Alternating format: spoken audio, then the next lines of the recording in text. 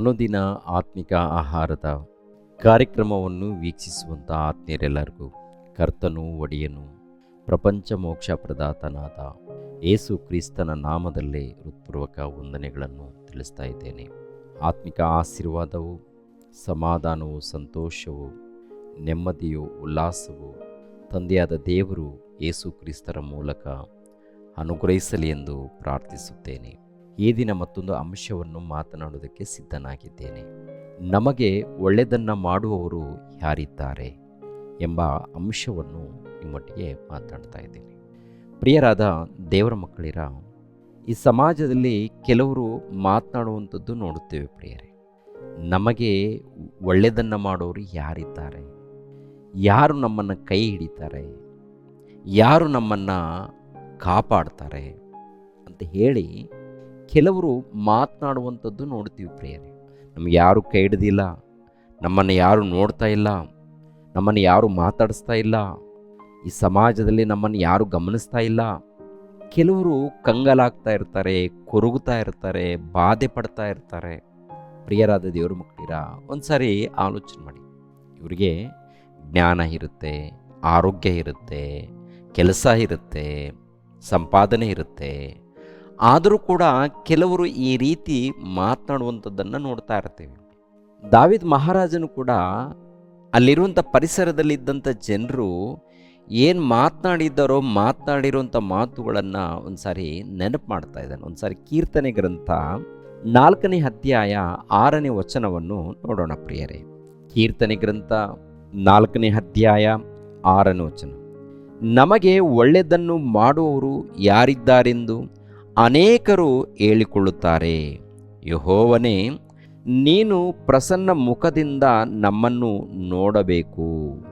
ನೀನು ನಮ್ಮನ್ನು ನೋಡಬೇಕು, ನಮ್ಮನ್ನು ಕಾಪಾಡಬೇಕು. ಮೇಲ್ಗಡೆ ಮಾತನ್ನು ಗಮನಿಸ್ರಿ. ನಮಗೆ ಒಳ್ಳೆಯದನ್ನು ಮಾಡುವವರು ಯಾರಿದ್ದಾರೆಂದು ಅನೇಕರು ಹೇಳಿಕೊಳ್ಳುತ್ತಾರೆ. ಅನೇಕರು ಹೇಳ್ಕೊಳ್ತಾ ಇದ್ದಾರೆ. ಈಗಿನ ಕಾಲದಲ್ಲಿ ಕೂಡ ನೋಡುವಾಗ ಬಹಳ ಮಂದಿ ಇದ್ದಾರೆ ಪ್ರಿಯರೇ. ನಮಗೆ ಒಳ್ಳೆಯದನ್ನು ಮಾಡೋರು ಯಾರಿದ್ದಾರೆ, ನಮಗೆ ಸಮಾಧಾನ ಪಡಿಸೋರು ಯಾರಿದ್ದಾರೆ, ನಾವು ಕಷ್ಟದಲ್ಲಿದ್ದೀವಿ, ನಾವು ಬಾಧೆಯಲ್ಲಿದ್ದೀವಿ, ನಾವು ದುಃಖದಲ್ಲಿದ್ದೀವಿ, ಕಂಗಾಲಾಗ್ತಾ ಇದ್ದೀವಿ, ನಮ್ಮನ್ನು ಬಲಪಡಿಸೋರು ಯಾರಿದ್ದಾರೆ ಅಂತೇಳಿ ಈ ಸಮಾಜದಲ್ಲಿ ಅಲ್ಲಲ್ಲಿ ಕೆಲವರು ಮಾತನಾಡುವಂಥದ್ದು ನೋಡ್ತಾ ಇದ್ದೀವಿ. ಗಮನಿಸಬೇಕು. ಕೆಲಸ ಇದ್ದರು, ಉದ್ಯೋಗ ಇದ್ದರು, ಸಂಪಾದನೆ ಇದ್ದರು, ಆರೋಗ್ಯ ಇದ್ದರು, ಕೆಲವರು ಈ ರೀತಿ ಮಾತನಾಡುವಂಥದ್ದು. ಇನ್ನು ಕೆಲವರು ಅನಾರೋಗ್ಯದಲ್ಲಿ, ಸಾಲದಲ್ಲಿ, ಬಾಧೆಯಲ್ಲಿ ಇದ್ದಂಥ ಸಮಯದಲ್ಲಿ ಕೆಲವರು ಮಾತನಾಡುವಂಥದ್ದು ನೋಡ್ತೀವಿ ಪ್ರಿಯರಾದ ದೇವರ ಮಕ್ಕಳಿರ.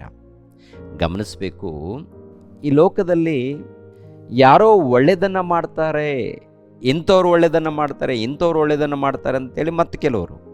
ಇನ್ನು ಕೆಲವರು ಪ್ರಿಯರಾದ ದೇವರ ಮಕ್ಕಳಿರ ಹೇಗಿದ್ದಾರಪ್ಪ ಅಂತ ನೋಡುವಾಗ, ಇಂಥವ್ರು ನಮಗೆ ಒಳ್ಳೆಯದನ್ನು ಮಾಡ್ತಾರೆ, ಇಂಥವ್ರು ನಮಗೆ ಒಳ್ಳೆಯದನ್ನು ಮಾಡ್ತಾರೆ ಅಂತೇಳಿ ಮನುಷ್ಯರನ್ನು ನಂಬಿಕೊಂಡು ಕುಳಿತುಕೊಂಡಿರ್ತಾರೆ. ಯಾರನ್ನು ನಂಬಿಕೊಂಡು ಕೂತ್ಕೊಂಡಿದ್ದಾರೆ? ಮನುಷ್ಯರನ್ನು. ಮನುಷ್ಯರಂದಾಗ ಅಧಿಕಾರಿಗಳಾಗಿರ್ಬೋದು, ಮಂತ್ರಿಗಳು, ಇಲ್ಲಾಂದರೆ ಉಪಮಂತ್ರಿಗಳು, ಇಲ್ಲಾಂದರೆ ಇನ್ನು ದೊಡ್ಡ ದೊಡ್ಡ ಅಧಿಕಾರದಲ್ಲಿದ್ದವರು, ಇಂಥವ್ರನ್ನ ನಂಬಿಕೊಂಡು ಕೆಲವರು ಕಾಲವನ್ನು ಕಳೀತಾ ಇರ್ತಾರೆ. ಇವ್ರು ನಮಗೆ ಒಳ್ಳೆಯದನ್ನು ಮಾಡ್ತಾರೇನೋ, ಅವ್ರು ನಮಗೆ ಒಳ್ಳೆಯದನ್ನು ಮಾಡ್ತಾರೇನೋ ಅಂತೇಳಿ ಕೆಲವರು ಭರೋಸಾ, ಕೆಲವರು ನಂಬಿಕೆ ಇಡ್ತಾ ಇರ್ತಾರೆ. ನಿಜವಾಗ್ಲೂ ಈ ಸಮಾಜದಲ್ಲಿ ಮಾನವರು ಒಳ್ಳೆಯದನ್ನು ಮಾಡುವಂಥ ಸ್ಥಿತಿಯಲ್ಲಿದ್ದಾರಾ? ನಿಜವಾಗ್ಲೂ ಮನುಷ್ಯರು ಒಳ್ಳೆಯದನ್ನು ಮಾಡ್ತಾರಾ? ನಾವು ಇನ್ನೊಬ್ಬರ ಮೇಲೆ ಭರೋಸಾ, ನಂಬಿಕೆ ಇಡಬೇಕಾ? ಯಾರೋ ನಮಗೆ ಒಳ್ಳೆಯದನ್ನು ಮಾಡ್ತಾರಂತೇಳಿ ಇನ್ನೊಬ್ಬರ ಮೇಲೆ ಆಸೆ ಇಟ್ಕೊಂಡು, ಭರೋಸಾ ಇಟ್ಕೊಂಡು ಎದುರು ನೋಡಬೇಕಾ? ಒಂದು ಸಾರಿ ನೀವು ಯೋಚನೆ ಮಾಡಿ ಪ್ರಿಯರೇ.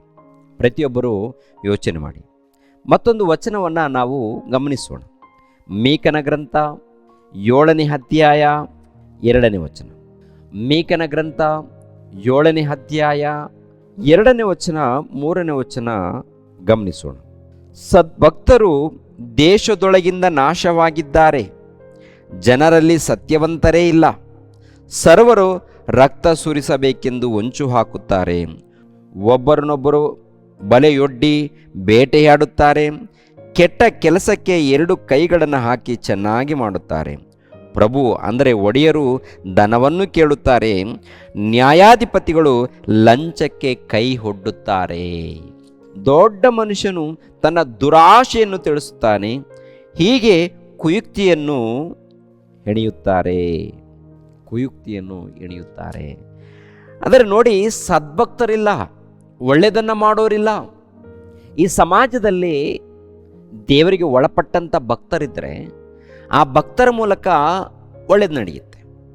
ದೇವರನ್ನ ನಂಬಿರುವಂಥ ಭಕ್ತರಾಗಿರಬೇಕು, ಯಥಾರ್ಥವಾದಂಥ ಭಕ್ತರಾಗಿರಬೇಕು. ಅಂಥ ಭಕ್ತರ ಮೂಲಕ ಒಳ್ಳೆಯದು ನಡೆಯುತ್ತೆ, ದೇವರು ಮೆಚ್ಚುವಂಥ ಕೆಲಸ ನಡೆಯುತ್ತೆ ಪ್ರಿಯರೇ. ಆದರೆ ಈ ಸಮಾಜದಲ್ಲಿ ನೋಡುವಾಗ ಮೂಢ ಭಕ್ತರಿದ್ದಾರೆ, ಮೂಢನಂಬಿಕೆಯಲ್ಲಿದ್ದಾರೆ. ಏನು ಮಾಡಿದ್ರು ಗಲಾಟೆಗಳು, ಇಲ್ಲಾಂದರೆ ಕಿರಿಕಿರಿ, ಮತ್ತೊಂದು ರೀತಿಯಲ್ಲಿ ನೋಡುವಾಗ ಲಂಚಕ್ಕೆ ಕೈ ಒಡ್ಡುತ್ತಾ ಇರ್ತಾರೆ. ಅದರಲ್ಲಿ ನೋಡುವಾಗ ದೊಡ್ಡ ದೊಡ್ಡ ಅಧಿಕಾರಿಗಳು, ನಾವೇನಂದ್ಕೊಳ್ತೀವಿ, ಪರವಾಗಿಲ್ಲ, ಈ ಅಧಿಕಾರಿಗಳು ನಮಗೆ ಒಳ್ಳೆಯದನ್ನು ಮಾಡ್ತಾರೇನು, ನಮಗೆ ಸಹಾಯ ಮಾಡ್ತಾರೆ, ನಮಗೇನಾದರೂ ಮಾಡ್ತಾರೆ ಅಂತೇಳಿ ಯಾರ ಮೇಲೋ ನಂಬಿಕೆ ಇಟ್ಕೊಂಡು ನಾವು ಪ್ರಯಾಣ ಮಾಡ್ತಾ ಇರ್ತೀವಿ. ಇಂಥ ಅಧಿಕಾರಿಗಳು ನಮಗೆ ಒಳ್ಳೆಯದನ್ನು ಮಾಡ್ತಾರೆ, ಇಂಥ ಸಮಾಜದಲ್ಲಿದ್ದವರು ನಮಗೆ ಒಳ್ಳೆಯದನ್ನು ಮಾಡ್ತಾರೆ ಅಂತೇಳಿ ಮನುಷ್ಯರನ್ನು ನಂಬಿಕೊಂಡು ಕುಳಿತುಕೊಂಡಿದ್ದೀವಿ. ಆದರೆ ದೇವರು ಹೇಳುವಂಥ ಮಾತೇನಂತ ನೋಡುವಾಗ, ಸದ್ಭಕ್ತರು ದೇಶದೊಳಗಿಂದ ನಾಶವಾಗಿದ್ದಾರೆ, ಜನರಲ್ಲಿ ಸತ್ಯವಂತರೇ ಇಲ್ಲ, ಸರ್ವರು ರಕ್ತ ಸುರಿಸಬೇಕೆಂದು ಹೊಂಚು ಹಾಕುತ್ತಾರೆ, ಒಬ್ಬರನ್ನೊಬ್ಬರು ಬಲೆಯೊಡ್ಡಿ ಬೇಟೆಯಾಡುತ್ತಾರೆ. ಪ್ರಭುವು ಧನವನ್ನು ಕೇಳುತ್ತಾನೆ, ನ್ಯಾಯಾಧಿಪತಿಯು ಲಂಚಕ್ಕೆ ಕೈ ಒಡ್ಡುತ್ತಾನೆ ಅಂತ. ಮತ್ತೊಂದು ವಚನವನ್ನು ನೋಡೋಣ ಪ್ರಿಯರೇ. ಯೆರೆಮೀಯ ಗ್ರಂಥ 9ನೇ ಅಧ್ಯಾಯ 4ನೇ ವಚನದಿಂದ 6ನೇ ವಚನದವರೆಗೆ ನೋಡೋಣ. 4ನೇ ವಚನದಿಂದ 6ನೇ ವಚನದವರೆಗೆ. ನೀವೆಲ್ಲರೂ ನಿಮ್ಮ ನಿಮ್ಮ ನೆರೆಯವರ ವಿಷಯದಲ್ಲಿ ಎಚ್ಚರಿಕೆಯಾಗಿರಿ. ಯಾರೇ ಆಗಲಿ ತನ್ನ ತಮ್ಮನನ್ನು ನಂಬದಿರಲಿ, ಪ್ರತಿಯೊಬ್ಬ ತಮ್ಮನು ವಂಚಿಸುವನು. ಒಬ್ಬೊಬ್ಬ ನೆರೆಯವನು ಚಾಡಿ ಹೇಳುತ್ತಾ ತಿರುಗಾಡುವನು. ಎಲ್ಲರೂ ತಮ್ಮ ತಮ್ಮ ನೆರೆಯವರಿಗೆ ಮೋಸ ಮಾಡುತ್ತಾರೆ, ಸತ್ಯವನ್ನು ಆಡುವುದೇ ಇಲ್ಲ. ತಮ್ಮ ನಾಲಿಗೆಗೆ ಸುಳ್ಳನ್ನು ಕಲಿಸಿದ್ದಾರೆ, ತಮಗೆ ಆಯಾಸವಾಗುವ ಮಟ್ಟಿಗೂ ಕೇಡನ್ನು ಕಲ್ಪಿಸುತ್ತಾರೆ. ನಿಮ್ಮ ನಿವಾಸವು ಮೋಸದೊಳಗೆ ಇದೆ. ಅಯ್ಯೋ, ಮೋಸಗಾರರಾಗಿರುವುದರಿಂದ ನನ್ನನ್ನು ಅರಿಯಲೊಲ್ಲರು ಎಂದು ಯೆಹೋವನು ಅನ್ನುತ್ತಾನೆ. ಅಂದರೆ ಮೋಸಗಾರರು, ಕುಟುಂಬದಲ್ಲಿ ಮೋಸಗಾರರು, ಹೊರಗಡೆ ಮೋಸಗಾರರು, ಅಣ್ಣ ತಮ್ಮಂದಿರ ಮಧ್ಯದಲ್ಲಿ ಮೋಸಗಾರರು, ಸ್ನೇಹಿತರ ಮಧ್ಯದಲ್ಲಿ ಮೋಸಗಾರರು, ನೆರೆಯವರ ಮಧ್ಯದಲ್ಲಿ ಮೋಸಗಾರರು. ಅಂದರೆ ಯಾರನ್ನು ನಂಬ್ತೀರಯ್ಯ? ಯಾರಯ್ಯ ನಿಮಗೆ ಸಹಾಯ ಮಾಡ್ತಾರೆ? ಯಾರಯ್ಯ ನಿಮಗೆ ಉದ್ಧಾರ ಮಾಡ್ತಾರೆ? ಉದ್ಧಾರ ಮಾಡಬೇಕು, ಉದ್ಧಾರ ಮಾಡುವಂಥವರೇ ಅಧಿಕಾರಿಗಳು ಲಂಚಕ್ಕೆ ಕೈ ಒಡ್ಡುತ್ತಾರೆ. ಲಂಚ ಬೇಕು ಅಂದರೆ ಒಳ್ಳೆ ಉದ್ಯೋಗ ಬೇಕು, ಸರ್ಕಾರದ ಮೂಲಕ ಉದ್ಯೋಗ ಬೇಕಂದರೆ ಲಂಚ ಬೇಕು. ಯಾವುದಾದ್ರೂ ಒಂದು ಹಕ್ಕುಪತ್ರಗಳನ್ನು ತೆಗಿಬೇಕಂದ್ರೂ ಲಂಚ ಬೇಕು. ನೋಡಿ, ಈ ಸಮಾಜದಲ್ಲಿ ಲಂಚಕ್ಕೆ ಒಳಪಡ್ತಾ ಇದ್ದಾರಂತೆ. ಅದಕ್ಕೆ ದೇವರು ಕ್ರಿಸ್ತಪೂರ್ವದಲ್ಲಿ ಭಕ್ತರ ಮೂಲಕ ಬರೆಸಿದ್ದಾರೆ. ಮುಖಂಡರು ಲಂಚಕ್ಕೆ ಕೈ ಒಡ್ಡುವಂಥದ್ದು, ಅಧಿಕಾರಿಗಳು ಲಂಚಕ್ಕೆ ಕೈ ಒಡ್ಡುವಂಥದ್ದು ಎಲ್ಲಿ ಇದೆ ಸಮಾಜ? ಮತ್ತಾರನ್ನು ನಂಬ್ತೀರಾ? ನೆರೆಯವರನ್ನು ನಂಬ್ತೀರಾ? ನೆರೆಯವರನ್ನು ನಂಬಿ ಕುಳಿತುಕೊಳ್ತೀರಾ? ಇಲ್ಲಾಂದರೆ ಯಾರಾದರೂ ಸ್ನೇಹಿತರು, ಬಂಧು ಮಿತ್ರರು ಒಳ್ಳೆಯದನ್ನು ಮಾಡ್ತಾರಂತೇಳಿ ಅಂದುಕೊಂಡಿದ್ದೀರಾ? ಮತ್ತೊಂದು ಮಾತನ್ನು ನೋಡೋಣವಾ? ಮೀಕನ ಗ್ರಂಥ 7ನೇ ಅಧ್ಯಾಯ 5ನೇ ವಚನವನ್ನು ನೋಡಿ ಪ್ರಿಯರೇ. ಮಿತ್ರನನ್ನು ನಂಬಬೇಡ, ಹಪ್ತನಲ್ಲಿ ಭರವಸೆ ಬಿಡದಿರು, ನಿನ್ನ ಎದೆಯ ಮೇಲೆ ಒರಗುವವಳಿಗೂ ನಿನ್ನ ಬಾಯಿ ಬಾಗಲನ್ನು ಭದ್ರವಾಗಿಟ್ಟುಕೋ. ನೋಡಿದ್ರ, ಯಾರನ್ನ ನೀನು ನಂಬಬೇಡಪ್ಪ? ಮಿತ್ರನನ್ನು, ಆಪ್ತ ಮಿತ್ರನನ್ನು ನಂಬಬೇಡ.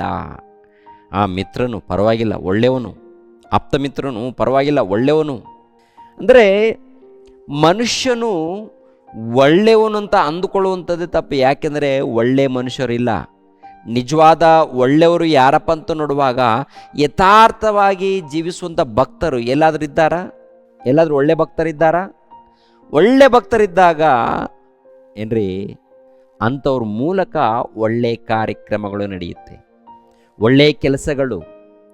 ಅದರ ಲೋಕದಲ್ಲಿ ನೋಡುವಾಗ ಎಲ್ಲ ಮನುಷ್ಯರು ಕೆಟ್ಟದನ್ನು ಮಾಡೋದಕ್ಕೆ, ಅನ್ಯಾಯ ಮಾಡೋದಕ್ಕೆ, ಕೆಡಿಸೋದಕ್ಕೆ ಮುಂದೆ ಇದ್ದಾರೆ. ಇಂಥವ್ರನ್ನ ನಂಬಬೇಡಿ ಅಂತ ಹೇಳ್ತಾರೆ. ಆದರೆ ಈ ಲೋಕದಲ್ಲಿ ನಮ್ಮನ್ನು ಕಾಪಾಡೋರು ಯಾರಿಲ್ವಾ? ನಮ್ಮನ್ನು ರಕ್ಷಿಸೋರು ಯಾರಿಲ್ವಾ? ನಮ್ಮನ್ನು ಉದ್ಧಾರ ಮಾಡೋರು ಯಾರಿಲ್ವಾ? ಯಾರಿದ್ದಾರೆ? ತಂದೆಯಾದ ದೇವರಿದ್ದಾರೆ. ಆತನನ್ನು ನಂಬಿ ಆತನನ್ನು ಹಿಂಬಾಲಿಸಿ. ಆತನು ಒಳ್ಳೆಯದನ್ನೇ ಮಾಡ್ತಾರೆ. ದೇವರು ಒಳ್ಳೆಯದನ್ನೇ ಮಾಡ್ತಾನೆ.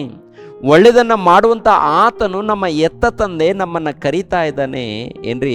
2 ಕೈಗಳನ್ನು ಚಾಚಿ ದೇವರು ಕರಿತಾ ಇದ್ದಾನೆ. ಕರೆದಾಗ ನಾವು ಒಳಪಡ್ತೀವ?